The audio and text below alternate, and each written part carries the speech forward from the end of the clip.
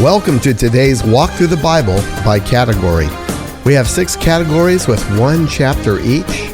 This will take us through the Bible in less than 9 months. Our first category begins with a reading from the Torah, God's law through Moses. You have completed all reading of the books of the law. Our second chapter is from Israel's history. Ezra 3. When the 7th month came, the children of Israel were in the towns. The people gathered as one man to Jerusalem. Then arose Jeshua the son of Jozadak with his fellow priests, and Zerubbabel the son of Shealtiel with his kinsmen. And they built the altar of the God of Israel to offer burnt offerings on it, as it is written in the law of Moses the man of God. They set the altar in its place, for fear was on them because of the peoples of the lands. And they offered burnt offerings on it to the Lord, burnt offerings morning and evening. And they kept the feast of booths, as it is written, and offered the daily burnt offering by number according to the rule as each day required. And after that the regular burnt offerings, the offerings at the new moon, and at all the appointed feasts of the Lord, and the offerings of everyone who made a freewill offering to the Lord. From the first day of the 7th month they began to offer burnt offerings to the Lord. But the foundation of the temple of the Lord was not yet laid, so they gave money to the masons and the carpenters, and food, drink, and oil to the Sidonians and the Tyrians, to bring cedar trees from Lebanon to the sea to Joppa, according to the grant that they had from Cyrus king of Persia. Now in the 2nd year after their coming to the house of God at Jerusalem, in the 2nd month, Zerubbabel the son of Shealtiel and Jeshua the son of Jozadak made a beginning, together with the rest of their kinsmen, the priests, and the Levites, and all who had come to Jerusalem from the captivity. They appointed the Levites from 20 years old and upward to supervise the work of the house of the Lord. And Jeshua with his sons and his brothers, and Kadmiel and his sons, the sons of Judah, together supervised the workmen in the house of God, along with the sons of Henadad, and the Levites, their sons and brothers. And when the builders laid the foundation of the temple of the Lord, the priests in their vestments came forward with trumpets, and the Levites, the sons of Asaph, with cymbals, to praise the Lord according to the directions of David king of Israel. And they sang responsively, praising and giving thanks to the Lord. For he is good, for his steadfast love endures forever toward Israel. And all the people shouted with a great shout when they praised the Lord, because the foundation of the house of the Lord was laid. But many of the priests and Levites and heads of fathers' houses, old men who had seen the first house, wept with a loud voice when they saw the foundation of this house being laid, though many shouted aloud for joy, so that the people could not distinguish the sound of the joyful shout from the sound of the people's weeping. But the people shouted with a great shout, and the sound was heard far away. Our third chapter is from Israel's prophets. Micah 5. Now muster your troops, O daughter of troops. Siege is laid against us. With a rod they strike the judge of Israel on the cheek. But you, O Bethlehem Ephrathah, who are too little to be among the clans of Judah, one who is to be ruler in Israel, whose origin is from of old, from ancient days. Therefore he shall give them up until the time when she who is in labor has given birth. Then the rest of his brothers shall return to the people of Israel, and he shall stand and shepherd his flock in the strength of the Lord, in the majesty of the name of the Lord his God. And they shall dwell secure, for now he shall be great to the ends of the earth, and he shall be their peace. When the Assyrian comes into our land, and treads in our palaces, then we will raise against him 7 shepherds and 8 princes of men. They shall shepherd the land of Assyria with the sword, and the land of Nimrod at its entrances. And he shall deliver us from the Assyrian when he comes into our land and treads within our border.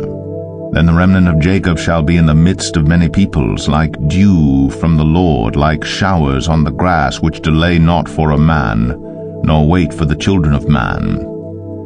And the remnant of Jacob shall be among the nations, in the midst of many peoples, like a lion among the beasts of the forest, like a young lion among the flocks of sheep, which, when it goes through, treads down and tears in pieces, and there is none to deliver. Your hand shall be lifted up over your adversaries, and all your enemies shall be cut off. In that day, declares the Lord, I will cut off your horses from among you, and will destroy your chariots. And I will cut off the cities of your land, and throw down all your strongholds. And I will cut off sorceries from your hand, and you shall have no more tellers of fortunes.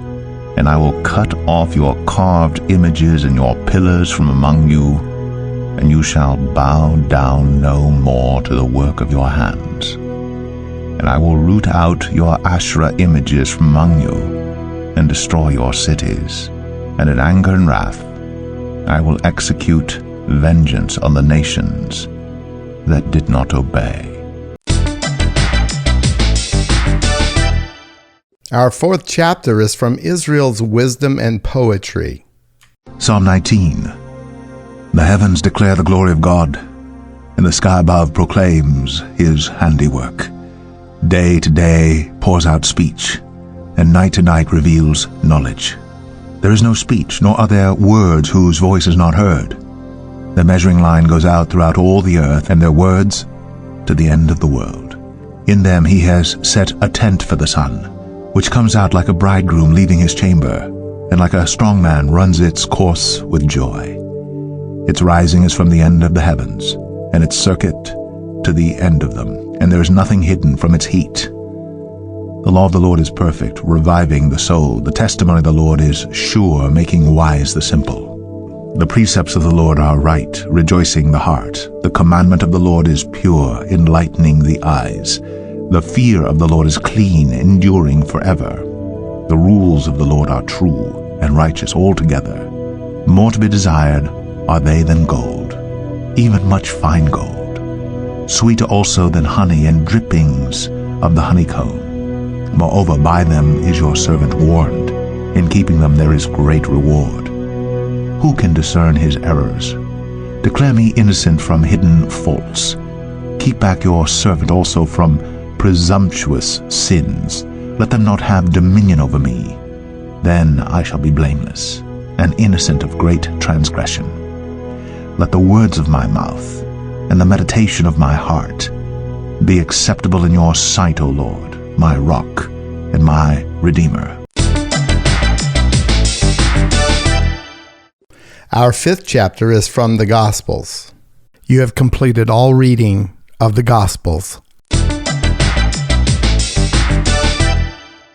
Our final chapter for today is from the church epistles, or letters. You have completed all New Testament epistles. Therefore, for the remainder, we will add Proverbs and Ecclesiastes in this category. Proverbs 9. Wisdom has built her house. She has hewn her 7 pillars.